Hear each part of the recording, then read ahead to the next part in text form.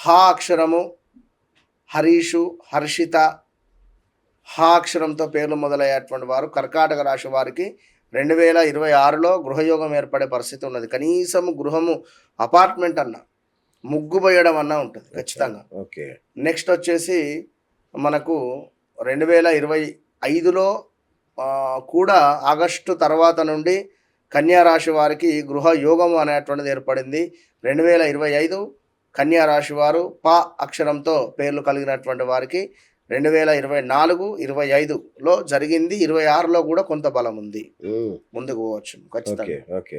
అదేవిధంగా నెక్స్ట్ చూసుకున్నట్టయితే మనకు రా అక్షరము శ్రీరామ్, రా, రి, రు, రే పేర్లు కలిగినటువంటి వారికి 2026లో కొంత బలం ఉంది. ఎందుకంటే రాజు, రంజిత్, ఎస్, ప్రమోద్, ప్రశాంత్, ప్రదీప్ వీరు ప్రయత్నాలు చేస్తే ఫలించుతవి.